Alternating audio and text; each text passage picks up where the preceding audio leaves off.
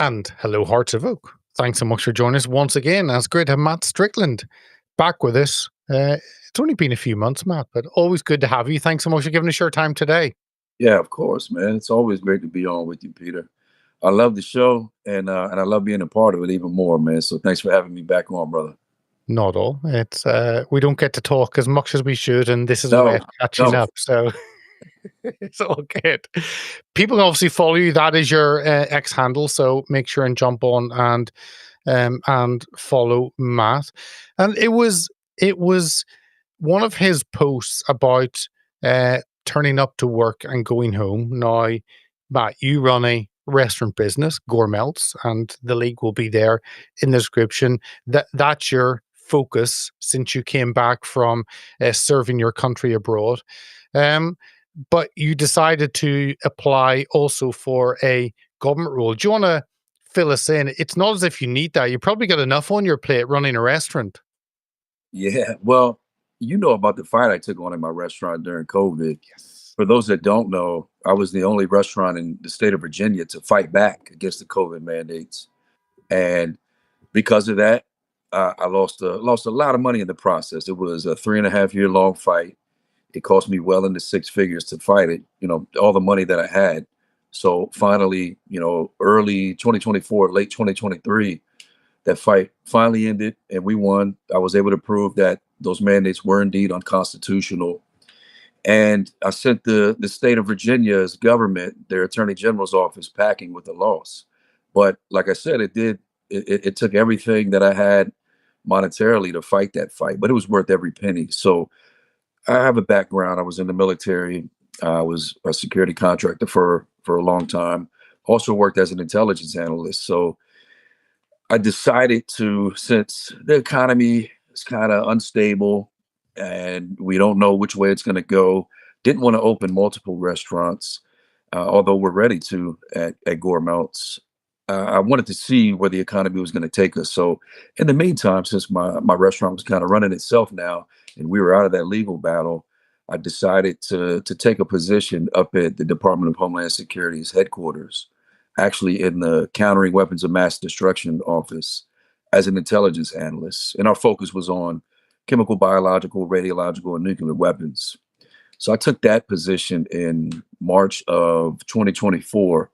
And like you said, just, I don't know, maybe 3 weeks ago, got fired for once again fighting back. So tell us, you're someone who is opinionated, and I think the worst thing I think in someone is just not actually caring and not actually. When you discuss with some people, you just get a blank look because they've got zero interest in anything outside maybe their own small world and outside their TV. But you say what you think. You put your thoughts online. So it wasn't as if you were some shy, quiet figure that would just slip in the corner and just kind of go through the instructions. No, and I think when they hired me, they weren't aware of who I was, and they weren't aware of the fight that I just finished in the state of Virginia. So I made a post that's kind of ironic now, but a couple of weeks before I got fired, I put a post on X that says, I snuck in the back door, but I have no doubt that very quickly, very soon, I'll be shown the front door. And it was because for the last couple of months that I was at DHS headquarters, I was working under a very hostile work environment because they did find out who I was. And the reason they found out who I was is because I blew the whistle on a few things. So as soon as I took that job as an intelligence analyst up at DHS headquarters, I noticed very quickly that a lot of intel analysts throughout the US government, not just at DHS, were putting out very politically biased intel reports and intel bulletins and intel notes. And it's important to not do that because this is actionable intel. So other intel entities and other agencies within the US government, when they see those intel reports, they take it as gospel and they act on it. So I'll give you the first intel report that came across my desk that I sent a red flag up on that really painted a target on my back. If you remember, just a few months ago, we had a hurricane here in the US, in North Carolina, Hurricane Helene, and it decimated a huge portion of the mountains up in North Carolina. And a lot of US citizens lost everything that they have worked their whole lives for. And you probably saw in the news that the response from FEMA and the federal government just as a whole was inadequate, to put it nicely. It was non-existent for the first couple of weeks.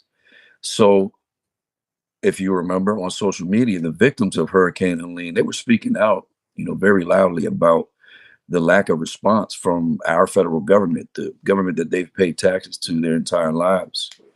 And a report came across my desk that highlighted these grievances that the victims of Hurricane Helene were speaking about. And the intel report actually said that these victims of Hurricane Helene, these U.S. citizens that have constitutional rights, were spreading conspiracy theories on social media that could potentially put FEMA workers that show up in North Carolina in harm's way. And the conspiracy theories that they highlighted that these US citizens were saying on social media were that FEMA doesn't have enough money to make it to the end of the hurricane season, which is not a conspiracy theory because Secretary Mayorkas actually said that on national TV more than one time. And they also said another conspiracy theory these victims are spreading is that FEMA gave, in support of housing illegal immigrants, millions of dollars to outside organizations outside of FEMA. And that's not a conspiracy theory either, because FEMA actually paid over $300 million to the US government to house illegal immigrants. And just a bunch of different accusations like that, that were actual facts, not conspiracy theories. And they were surveilling these citizens because of that and targeting these citizens. And so I flagged that report. I said, hey guys, we can't target these US citizens for spreading facts on social media. And I believe we're violating their constitutional rights surveilling them anyway, as an intel organization. And I sent that report up through my chain of command, and I never heard any response back on it, for days. And multiple times I followed up on it and asked for a response. Like, hey guys, what are we going to do about this? Sent you this a week ago. And finally, as I pushed and pushed and pushed, I got a response back that said, hey, Matt, this is not your lane. You're only to be working on chemical, biological, radiological, and nuclear weapons. So why are you even weighing in on this? And my response was, well, it came across my desk to review. I was asked to review it. So I reviewed it. And although this isn't about chemical, biological, radiological, or nuclear weapons, it does pertain to me as a U.S. citizen. And I'm seeing in this report obvious illegal surveillance going on by our U.S. government. So just as a U.S. citizen, it's my duty and my obligation to bring that up and blow the whistle on this. So nothing happened. They basically told me, well, this is in our lane as a CWMD office, so we're not going to do anything about it. And they didn't. And that report was published as is. And those citizens in North Carolina, those victims that just lost everything, continue to be surveilled by our U.S. government. And from that point, it was on. They knew who I was. They looked into my background, and they started sending articles that I was quoted in the Washington Post that had nothing to do with my job. It was, some of them were actually before I took on this job, to try to get me fired because I was there as a contractor. So they sent, for example, you remember, and I think you had me on about this, the two Jordanians that tried to run the gate at Quantico Marine Corps Base. Yeah. So I was the one that broke that story. Yeah. And Washington Post, they called me for comment on that. They asked me what I thought it was. And I told them, obviously, I don't know what it was. But when my time in Iraq and Afghanistan tells me that it could be a dry run, because what happened in Iraq and Afghanistan before somebody drove a V-bit up to the gate and detonated it, they do 5 or 6 dry runs to see what the security response was going to be. So I told the Washington Post that's exactly what this could be. And that's basically the gist of what I said in that article. Well, my supervisor up at DHS sent that article to my contracting company and said what I said in that article was politically biased. I don't know how that was politically biased, but that's what they said. And they tried to get me fired over it. And my contracting company, rightfully so, told them this is not a fireable offense. So you guys might want to re-examine that. And I outlasted that complaint. And from that point on, it was just a hostile work environment where they were zeroing in on. Well, first of all, after I sent that first report up, they told me not to review anything outside of CBR and weapons. But I continued to get reports that came across my desk outside of that, because what happens is in the intel community, for example, if you're in the intel shop at the FBI and you write an intel report on something involving your program, you'll send that intel report out US government wide to the different intel shops just for review to see if any other shops have any comment on it. So there were multiple intel reports that came across my desk that I saw obvious politically biasedness in it, and actually some violations of the Constitution, in my opinion.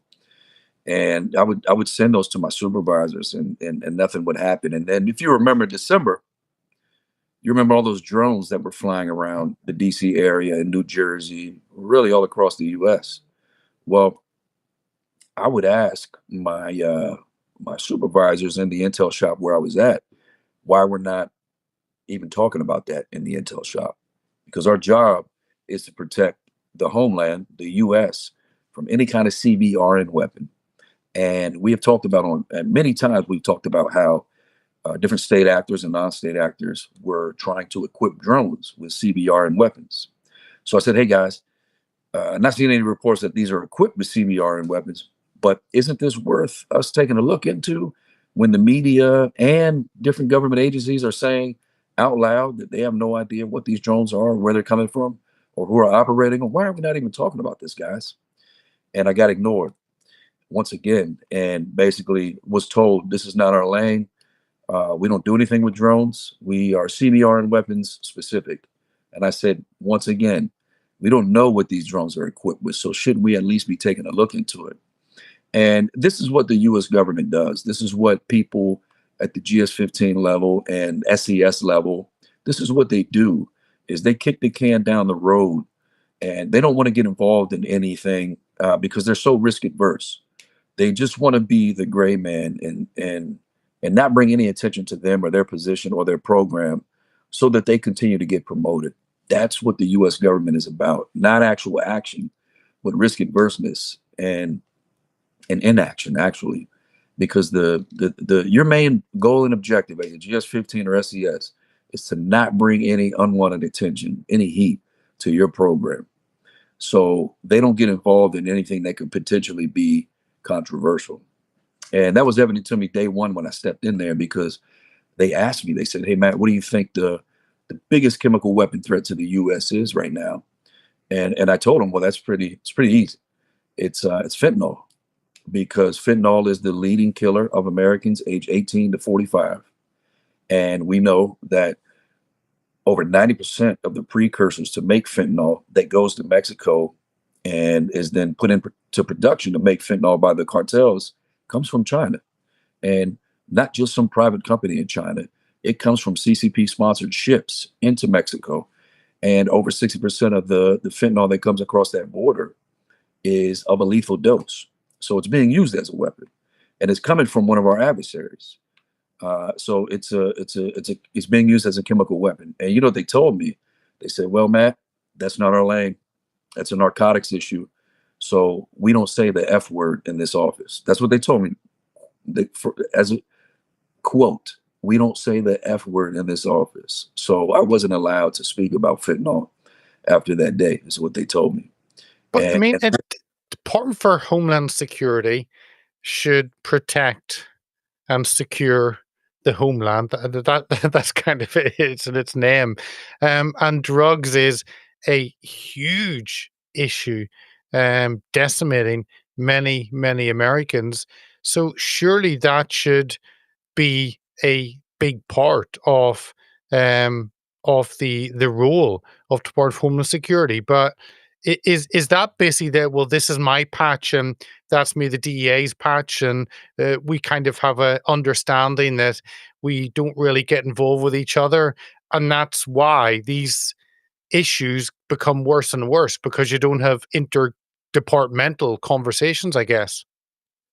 exactly, we don't have departmental conversations that we should have. Sometimes it's laziness because a lot of these people are lazy. Most of the time it's risk adverseness because, like I said, they don't want to bring any attention, something that could be potentially controversial to their program, as the leader of that program. Um, but most of the time, it's because it's the Department of Homeland Security's fault that we have a fentanyl crisis here in America. They're the ones that allowed the border to be wide open. It's the Biden administration's fault. And a lot of people are protective of the Biden administration because they're in support of it. And obviously, they're protective of the Department of Homeland Security because they've been working there for years and years and years. And they don't want to admit their faults and admit their mistakes. So instead, they cover it up. And that's what happens. So I was quickly identified as somebody who's willing to push back and somebody that will push back and is not concerned with going with the flow and ignoring blatant unconstitutional acts by our government for a paycheck every 2 weeks. And that's what happens in the government is they're they're able to get away with what they get away with because people don't want to lose their job. They don't want to fight back because all they've done their entire life is work for the government. And if they do lose their job, they have no other way to provide for their family. And on one hand, you can kind of understand that, but then on the other hand, you come back to reality and common sense tells you that they're harming their children and their grandchildren by thinking that they're protecting their family by keeping a job. And what I mean by that is if we ignore the illegal acts that our government is taking place, that is at the least complicit in, and oftentimes are leading. If we ignore those illegal acts happening by our government, all you're doing is handing that fight off in the future to your children and your grandchildren, and it's going to become an even more difficult fight, an even deeper hole to dig out of. So the best thing you can do right now is fight back, with the potential of losing your job. But you got to do the right thing for America and Americans because that means you're doing the right thing for your children. And I just don't understand how that doesn't compute with some people. But I get it's not just an American issue. I have read many reports in the UK, for instance, around the Muslim rape gangs, the grooming gangs, that have been going on for 6 decades in the UK. At a minimum, 250,000 girls being part of those gangs. And then you look at, well, some government ministers have got involved and said they're going to get to the bottom of this. They're going to have a report. They're going to find out what's happening.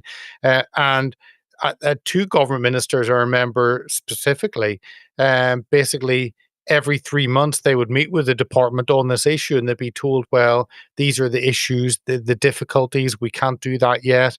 And one minister found that after 9 months, zero had been done on it because the department weren't interested in carrying out the wishes of the government. They were only interested in making sure they were still employed as an entity. So, I mean, that's the civil service called the blob in the UK.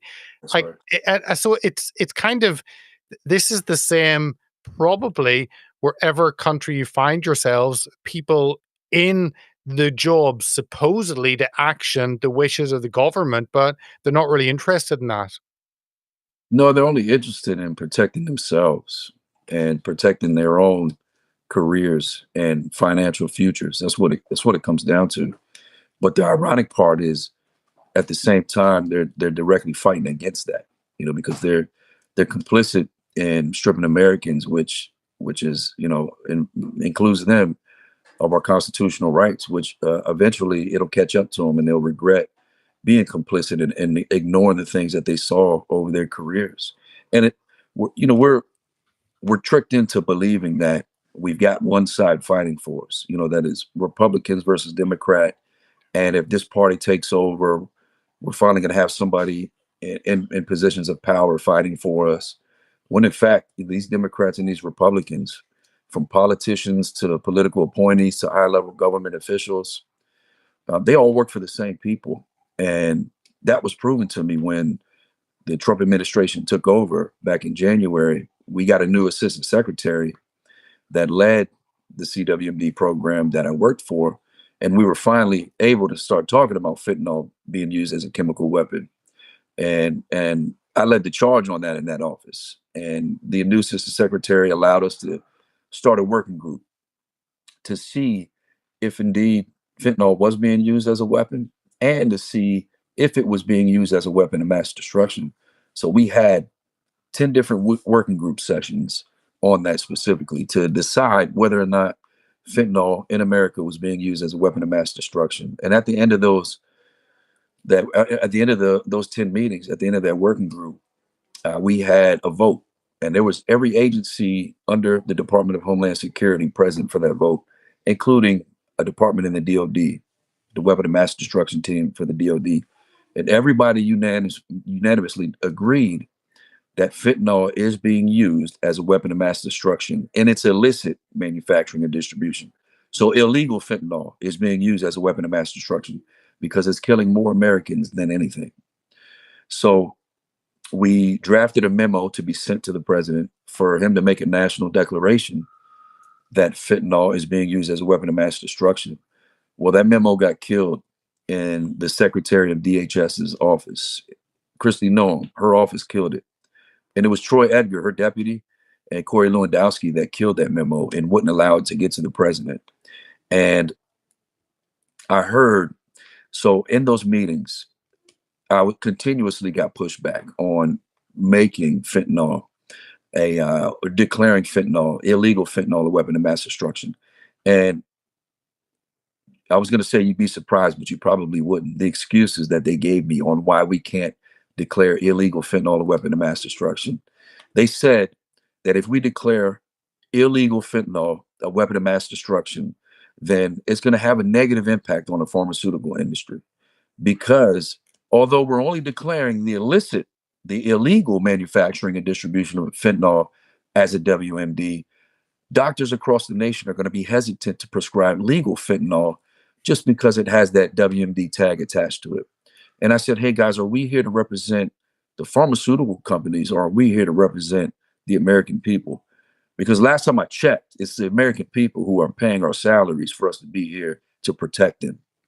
And as hard as I fought, and as much of a bigger target as I painted on my back for standing up for the American people in those working group sessions, it was killed. And it was killed by a Republican administration. And I can't tell you for sure if Trump knows who he actually has working for him, but he has put some people, some appointees in positions of great power that if he truly is behind the agenda that he told us he was behind on the campaign trail, they are not in support of his agenda.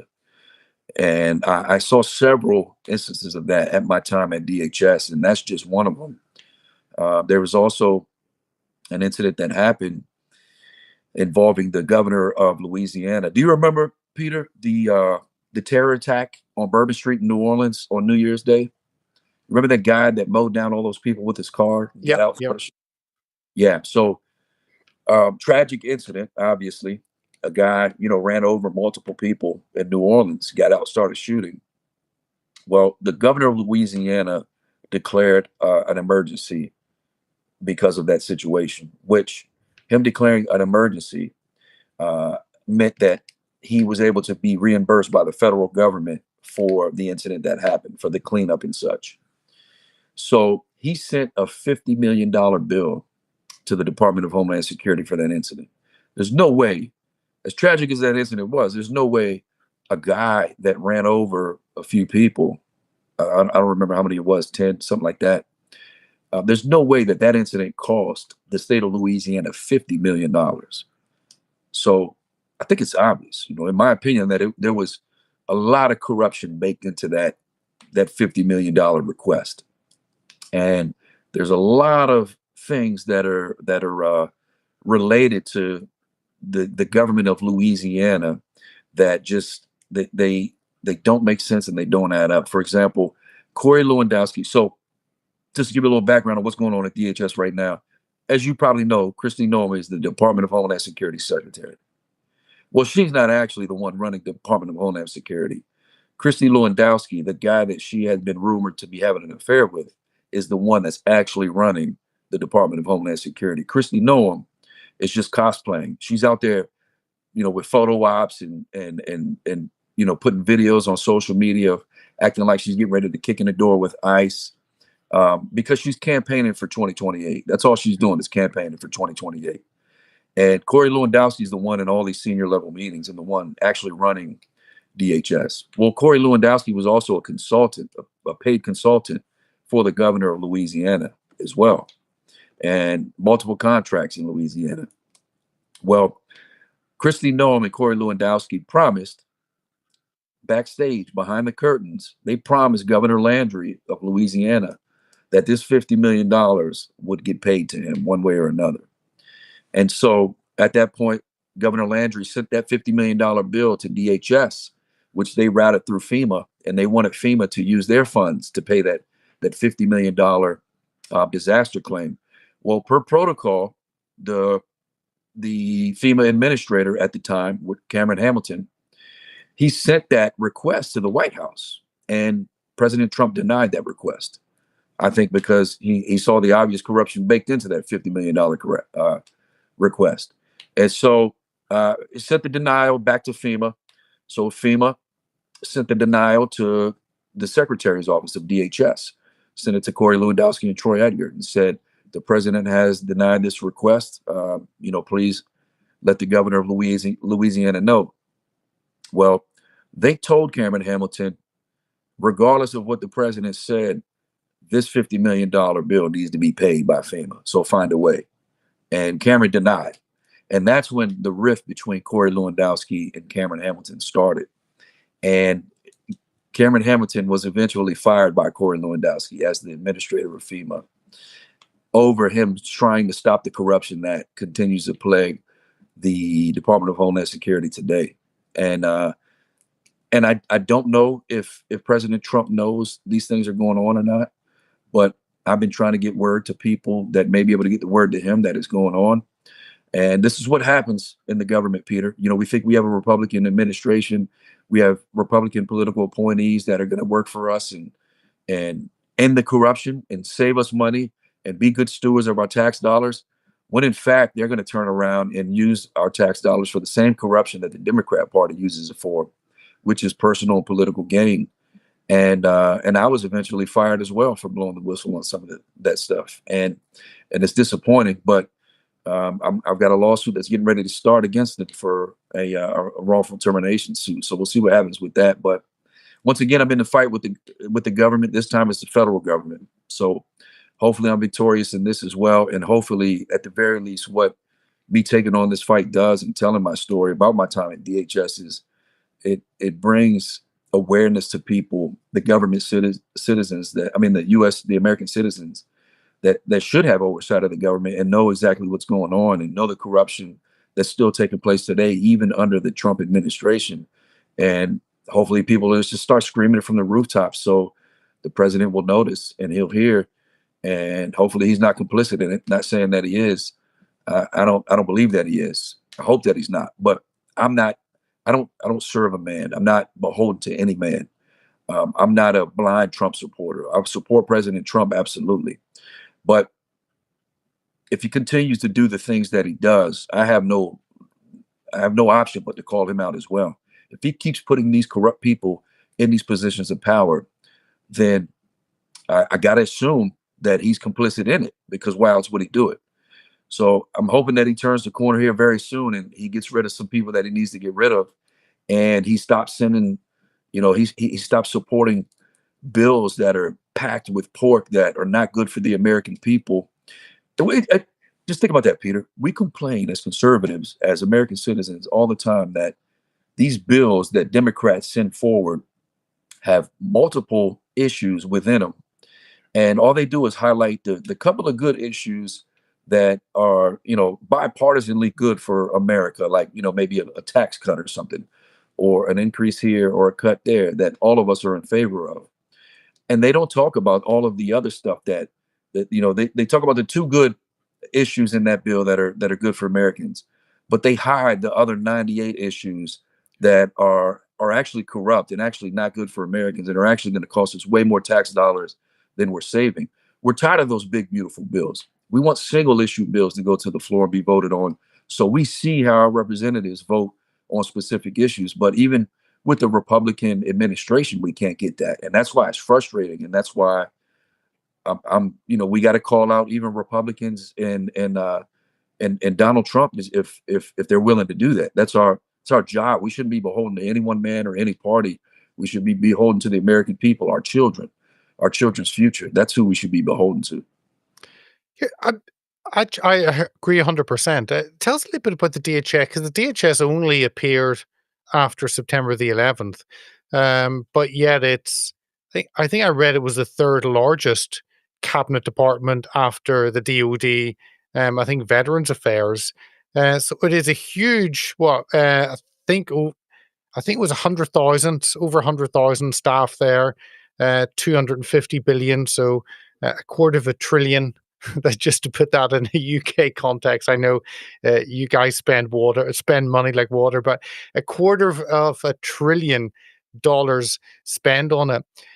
Fill us in a little bit, because I guess that work being done by a mixture of maybe the DoD, and were there other departments, or kind of fill it in, because yeah, just over 20 years ago, it wasn't around. 22 years ago. Well, DHS is kind of like those bills I was just talking about, where you have a couple agencies within DHS that actually do really good work for Americans. But then you have a whole bunch of other agencies that actually just work against Americans. And they disguise themselves as a program that are here for the American people, here to protect the American people, like FEMA, here to respond to emergencies in your greatest time of need as an American um, citizenry. But in fact, these people are actually working against us. They highlight, like, just like these bills, they highlight a couple of good things that they do for us, like respond to disasters and put people who lost their homes up in trailers for a couple of months. But then they hide the fact that they're spending $300 million to house illegal immigrants in the Roosevelt Hotel in New York City. So DHS, in my opinion, just like the CIA and the FBI, they do more harm to Americans than they do good. And I got to see some of that for myself. When I saw that for myself as an intel analyst up there, when they were targeting U.S. citizens that just lost everything in a hurricane, surveilling these citizens illegally. The Department of Homeland Security, in my opinion, needs to go away. And we should only save the agencies that actually work for the American people, like CBP and ICE and HSI. The other stuff is just the same as what's in those bills. It's pork. It's a money laundering scheme. It's a money laundering operation. And a lot of these people, these senior government officials and political appointees and senior advisors, it's their personal piggy bank, because a lot of these people are consultants in other places. They have their own companies that they have government contracts with, that in their positions they're able to steer those certain contracts to their companies or the companies that they have relationships with. And then once they're no longer a senior advisor, magically they're on the board of these companies that they steered contracts with. It's all about self-preservation, and it's all about these people becoming richer off the backs of hardworking Americans that are forced at gunpoint to pay over 50% of our salary to them. And it's frustrating, because not a lot of people pay attention, not a lot of people know. And then what's also frustrating is, what options do we have to fight back? Because it's so big and it's so deep that it's not like 1776, where a group of people can just rise up and and take our country back. It's technology has put us in a place where 20 drones can stop 2,000 people. You know what I mean? So we're in a bad spot here in our country, and doesn't mean we give up and we just let them run over us and do what they want to do. We got to fight back. But we've got to be honest with ourselves when it comes to these politicians and these political appointees and these government workers that aren't actually working for us. I think one way we can make change very quickly, Peter, is by not supporting these Republican politicians when they run anymore. A lot of times what happens is they spend a ton of money to win the primaries, these rhinos or whatever you want to call them, establishment Republicans. And then we're left with the decision to support either the bad Republican or the even worse Democrat. And in my opinion, what we should stop doing is supporting either one of them. And then maybe the Democrats start winning in landslides, and they run us off that cliff. They run us off that cliff at 100 miles an hour instead of at 60 miles an hour like these bad Republicans do. Maybe that wakes more people up, and maybe the Republican Party changes if we stop supporting them. But to me, that's the only way. We got to stop voting for a party and only vote for people. And if there's nobody to vote for because they're both corrupt, then we don't support anybody. And there's nobody in Congress right now that deserves anybody's vote. Matt, one of the issues is that, and I didn't realize this until I spent so long in the US over the last few years, is the election cycle that politicians are not really there to do good for the people. They are there to think of the next election cycle, which is every 2 years. And in the UK, we have like a 5 year. In the US, it's every 2 years. And therefore, they're only there for a couple of months before they're thinking of 18 months away and raising money. And that's where I think the whole lobby industry comes in, because it's nonstop. And they attach onto that like leeches. So whatever department it is, whoever the politician is, they seem to get succumbed by this lobby industry that just sucks them in. And that's going to take a heck of a lot. You watch the stuff that Bobby Kennedy's doing in the Maha against the food industry, the farm industry. You mentioned pharma against restrictions on fentanyl. You've got these huge groups that are giants. It's very difficult to push back. That's exactly right. I mean, it's bullshit in my opinion that congressional seats are a 2 year seat, and I think that they should be at least a 4 year seat. But I guess the gift and the curse with that would be they don't have to turn around and worry about an election next year or running a campaign the following year. But I guess the bad part about that is if a bad Republican or Democrat gets elected, now we're stuck with them for 4 years. And that's why these elections are so important. But you're right. I mean, as soon as these people get elected, they only have a few months where they don't have to think about campaigning. And then they have to turn around and hit the campaign trail again. And that's why they're beholden to these lobbyists, like you said, because these lobbyists come in with millions and millions of dollars, and they let these congressional candidates know, or they let these Congress members know that, hey, listen, as long as you do X, Y, and Z, you don't have to worry about your election. We got you. We'll make sure you get over that hump. We'll outspend whoever runs against you 10-1. And that's why they're beholden to these lobbyist groups. That's why they're beholden to the military industrial complex and to the pharmaceutical industry and to the big media industry, because these are the people that are actually winning the campaigns for them. And that's why you wonder why on the campaign trail did this awesome conservative and this Republican that loves America say one thing, and then we elect them and they do the absolute opposite. And then they stop speaking about the things they were speaking about on the campaign trail. It doesn't make sense to people. Well, that's why. Because once they get to Congress, they're beholden to somebody else other than you. They're beholden to the lobbyists that actually win these campaigns for them and actually make these people richer. And when these representatives get to DC and they get a taste of that power, they don't want to let it go. They'll do anything that they have to do to make sure that they stay relevant, and they keep holding that power, and then they keep bringing in these hundreds of thousands of dollars for their family. It's all about self-preservation, and it's not about the American people. And that's the problem. I think that these positions pay too much, and I think that these terms are too short. And I don't think that any lobbyist should be able to be involved in campaigns at all whatsoever. I think the only donations that you should be able to accept are from the people that can vote for you. That's it, people. And I think there should be a cap on that as well, because why do you need, $5 million to run a campaign in a small congressional district? You don't. The only reason you do is so people can buy you, and you're beholden to them now once you win that seat. So there's a lot of things that have to change in the campaign process. The first thing is campaign finance reform, because these people just buy these seats. And until that happens, this corruption will always be in politics, unfortunately. Oh, well. Matt, just to finish off, before you go, what is next for you? Obviously, you're busy running Gourmelts, the best restaurant there in Virginia, and maybe much wider. You're busy putting your thoughts online and speaking truth there, and that's people can follow you. What else do you have planned? Now you've been kicked out of the DHS? Well, I honestly never plan anything. I just do what's right, to be honest with you. And I take on the fights as they come to me, and they seem to be coming to me in droves the past few years, unfortunately. But my plans is just to grow my restaurant as much as I can, and hope enough patrons come out to support to make it a business that I can support my family with, because I think my government career is done now that I blew the whistle and I put on blast some of the things that our U.S. government is doing. But as far as, I guess, whatever you want to call it, my activism goes, I'm just going to continue to keep telling the truth on social media as I know it to be, and hope a lot more people wake up to the vulnerability that they're putting themselves in by just blindly supporting politicians and political parties.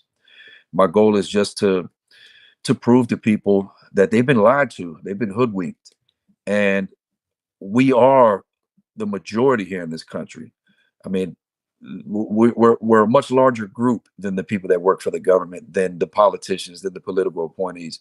We can't make a change if you're willing to.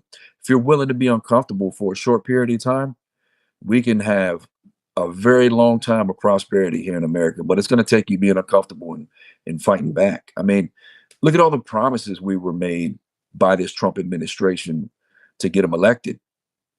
We still don't know who killed JFK. We still don't know who's in those Epstein files.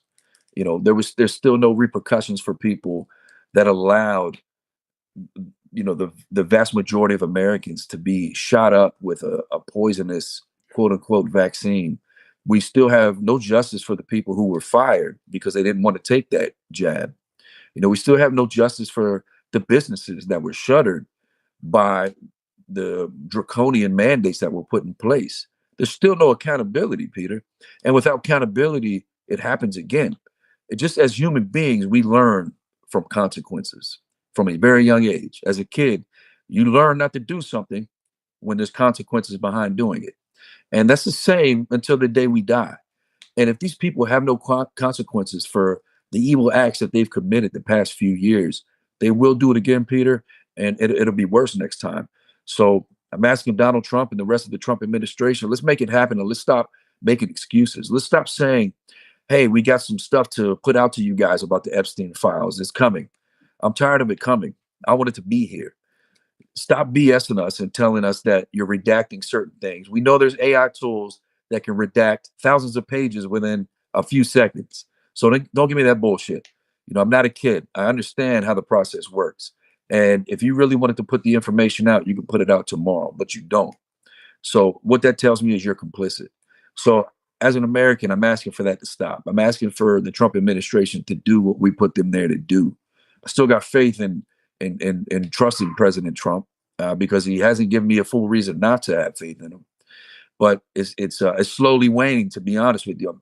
I'm starting to think that everything that they told us on the campaign trail is not going to come to fruition. Why do I think that? Because it hasn't. That's it. So I'm hoping that eventually it does happen. So I can be comfortable with the fact that I didn't get hoodwinked again. But I'm slowly coming to the realization that might have happened. But like I said, none of these Americans should feel a blind loyalty to any one man or any political party. You should be here to protect your family, and your family is Americans. So in turn, you should be here to protect Americans. And if somebody's in a position of power that isn't being honest with us and isn't being fully transparent with us, and are hiding behind regulations for the government and classifications that shouldn't be classified, if you got people hiding behind that, well, you need to start calling them out, because this is your family that it's going to be detrimental to. Exactly. Matt, thank you so much for your time. Always appreciate you coming on, giving us your thoughts. So, yeah, thanks for being with us today. Yeah, absolutely, Peter. Thank you for staying involved in U.S. politics over there in the UK, brother. And I hope that our country does get saved. Because this is the greatest experiment, I believe, that's ever happened in the world, and it's been a positive experience thus far, even with the corruption that's been involved the past decades. But I think we have a possibility. We have a chance to save it, and I hope you guys do too over there in the UK. You guys are going through some very different turmoil than we are. That in some instances is even graver than what we're going through. So hope you guys come out of this on the winning end as well, brother. Yeah, the censorship and surveillance that we have is on a different level, so we will Oh, see. But Matt, thanks as always. absolutely, man. Thanks, Peter. Appreciate it, brother.